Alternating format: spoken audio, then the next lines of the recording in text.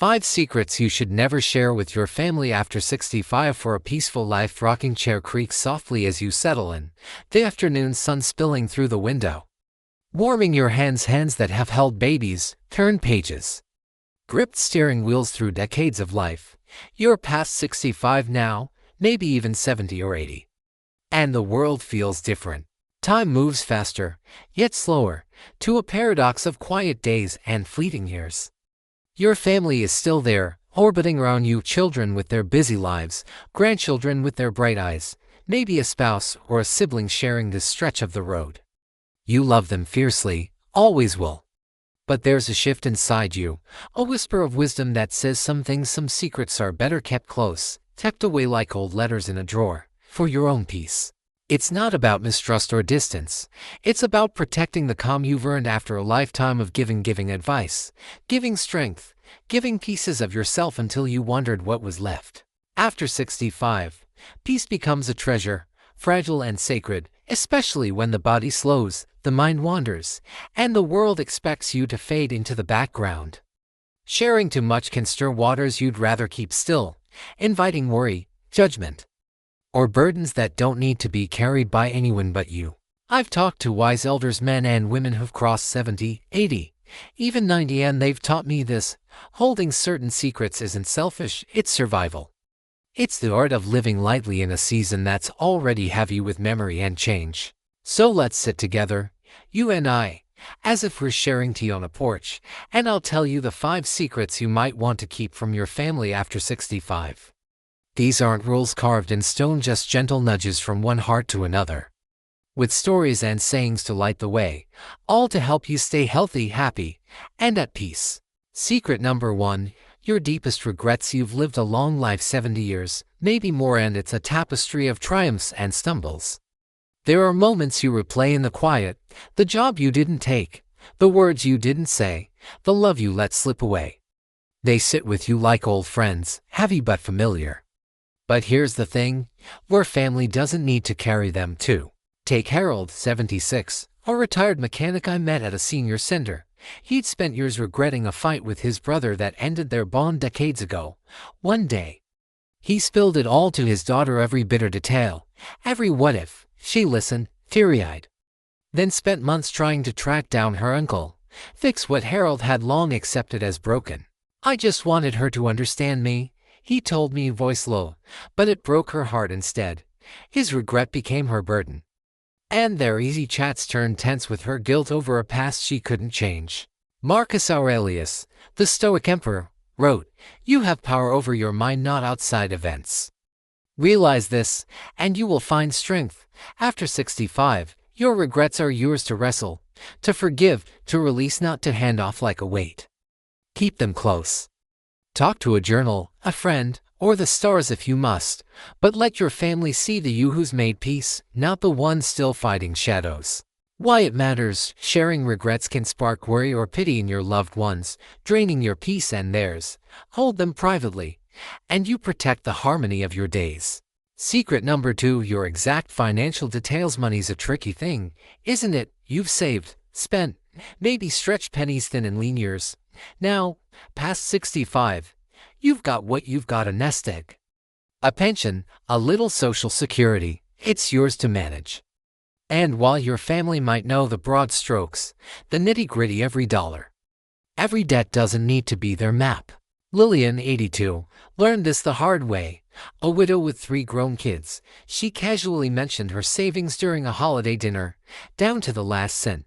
Next thing she knew, her son was hinting at loans, her daughter was fretting over her frugal lifestyle, and family gatherings turned into budget debates. "I thought they'd appreciate my honesty," she sighed to me later. Instead, it's all they see now. Her independence shrank under their well-meaning meddling, and the quiet joy of her days dimmed. "Riches do not exhilarate us so much with their possession as they torment us with their loss," said Epicurus, the ancient philosopher. Your finances are your shield. Share the basics if you must. A will, plan, but keep the details locked. It's not secrecy, it's sovereignty, preserving your calm and their respect. Why it matters. Full disclosure can invite control or conflict, eroding your autonomy. A vague outline keeps the peace and your dignity intact. Secret number 3: your health struggles unless they're urgent. Your body's a storybook, now each ache a chapter, each scar a footnote. After 65, the pages turn faster, arthritis in your knuckles, a tremor in your voice, a heart that skips when you climb stairs. You feel them, you manage them. But not every twinge needs a family bulletin. Edna, 71, used to tell her kids every detail, every doctor's visit, every pill. I wanted them to know I was okay, she explained.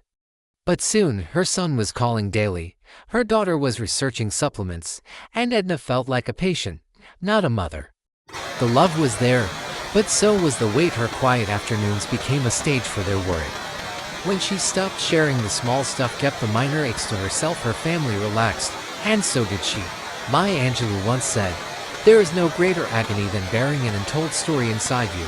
Tell your family the big things: cancer, a fall, a surgery, but the daily creaks. They're yours to bear with grace. Lean on a doctor, a friend, or a warm bath instead.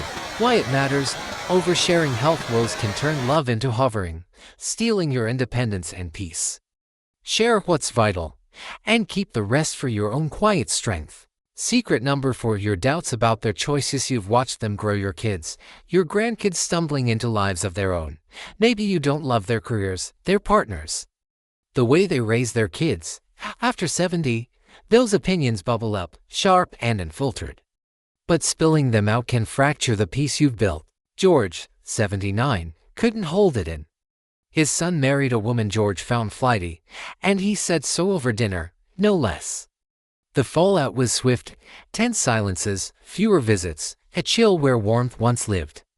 "I just wanted him to see," George told me, regret in his eyes. But his son didn't need that lens, only his father's presence. George learned late, his doubts were his, not his son's, to carry. The poet Rumi wrote, "Out beyond ideas of wrongdoing and right-doing, there is a field. I'll meet you there." After 65, let your family live their stories. Offer wisdom when asked, love always, but keep your critiques in that field, and spoken, for peace's sake. Why it matters: voicing doubts risks estrangement, dimming the joy of connection. Silence here is a gift to them and to your tranquil days. Secret number 5: your fears about death knocks louder after 65, doesn't it? Not always with urgency, but with a steady tap when you wake short of breath, when the news lists another friend gone. It's natural to wonder how much time, how will it be, but those fears, Brian, real, don't need to spill onto your family's table. Margaret, 85, once told her daughter she was scared of dying alone. She meant it as a quiet confession, but it unleashed a storm. Her daughter moved closer, rearranged her life, hovered with love that felt like panic. "I didn't want her to carry that," Margaret said later, tears streaking her face. Her fear became a chain, binding them both in unease. Seneca, the Stoic, said, "We suffer more often in imagination than in reality." Your fears are yours to face with faith, a friend, a moment of stillness not to drape over those you love. Share your plans, a will, a wish, but keep the shadows private, letting your family see your light instead. Why it matters: sharing end-of-life fears can burden your loved ones with helplessness, stealing peace from you both. Hold them close, and let your days shine. Living lightly, wisdom for a peaceful life after 65. These secrets aren't walls, they're windows, letting you breathe free in a season that's yours to savor. After 65, 70, 80. You've earned the right to peace, to health, to a life that hums with quiet joy. Harold found it in silence, Lillian in boundaries, Edna in restraint, George in acceptance, Margaret in courage. You can too. Here's a little more wisdom from the wise. Mark Twain: age is an issue of mind over matter. If you don't mind, it doesn't matter. Keep your spirit light, secrets help. Eleanor Roosevelt: you gain strength, courage, and confidence by every experience in which you really stop to look fear in the face. Face your secrets, not your family's worry. An old proverb: a closed mouth catches no flies. Sometimes, peace is in what you don't say. Stay active, walk the block, stretch by the window. Eat well, eggs done right. See my last article. Soup with greens. Connect, call a friend, hug your spouse, laugh with your grandkids. And hold these 5 secrets close, not out of coldness, but love for them, for you, for the tranquil life you deserve. You're not just older, you're wiser, deeper, a story still unfolding. Let it be a peaceful one. The porch light flickers as dusk settles, casting a soft glow over the garden you've tended for years. You ease into your chair, the one with the faded cushion, worn smooth by time, and let the evening wrap around you like a familiar quilt. You're past 65 now, maybe nudging 70 or beyond, and life feels both fast and fragile. The days slip by faster, a blur of sunrises and shadows, yet they carry a stillness, to a quiet that can soothe or unsettle, depending on how you hold it. Your body creaks a little more. Your heart carries a lifetime of stories, and the world sometimes seems to rush past, leaving you to wonder where you fit. But here's the truth, whispered from one soul to another: this season isn't about fading, it's about flourishing. After 65, you've earned something precious, the chance to live lightly, to shed the weights you've carried, expectations, regrets, the need to prove and embrace a peace that's yours alone. It's not about doing less, it's about doing what matters, with a heart unburdened and a spirit lifted. You've spent decades building, nurturing, enduring. Now, it's time to breathe, to savor, to let wisdom guide you to a life that feels like home. I've sat with wise elders, men and women who've crossed 65, 70, 80, and their stories light the way. They've taught me that peace isn't a gift handed to you, it's a garden you tend, day by day, with small, intentional acts. So let's walk this path together, as if we're sipping tea by the window, sharing secrets of a lighter life. I'll weave in their wisdom, their lessons, and a few sayings that stick like burrs to the soul, all to help you stay healthy, happy, and whole after 65.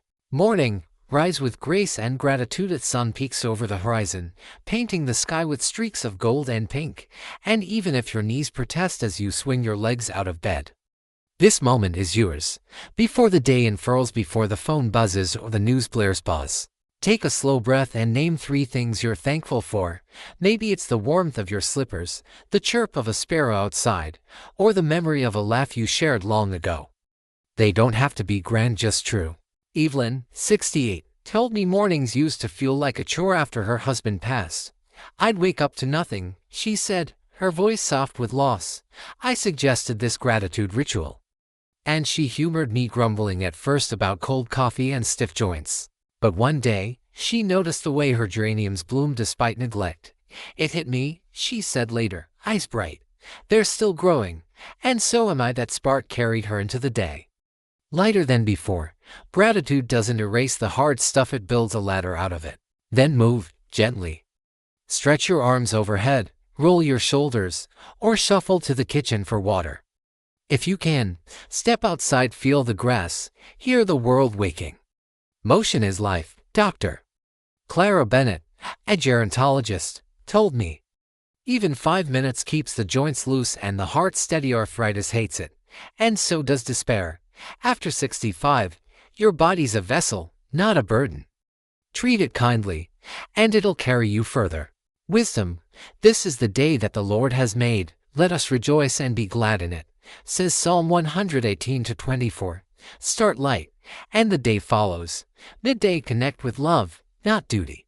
By noon, the quiet can creep in, heavy as a winter fog. Push it back, reach out. Call a friend, your kids, a neighbor you've waved to for years.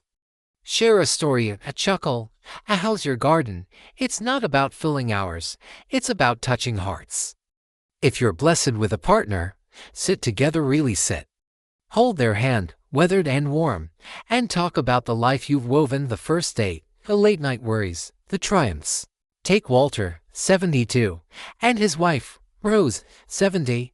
After decades together, they drifted into silence, meals eaten with the TV on, days passing without a real word. One afternoon, Walter dialed an old army buddy, just to hear his gravelly laugh. Rose watched, then called her sister. Soon, they were hosting a little porch supper for old souls, swapping tales of youth. I saw her smile like she did at 25, Walter told me, voice thick. I'd forgotten how much I love that. Connection woke them up, lightening their days. If you're alone, find your people, a senior group, a church circle, the cashier who knows your name. Small threads weave a net of belonging. Social ties cut stress and keep the mind sharp, Dr. Bennett says. Loneliness kills more than solitude ever will. Love lifts you, choose it over duty every time. Wisdom. The best way to find yourself is to lose yourself in the service of others, Mahatma Gandhi said. Connect, and you'll feel lighter than air. Afternoon, create and care with intention. Afternoon, stretch long, tempting you to sink into the couch and let time blur. Don't create instead. Paint a flower, even if the petals smear. Knit a scarf, even if it's crooked.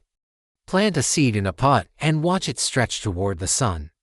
If you're with someone, build together a puzzle, a memory box, a loaf of bread. Creation slows the rush, fills it with meaning.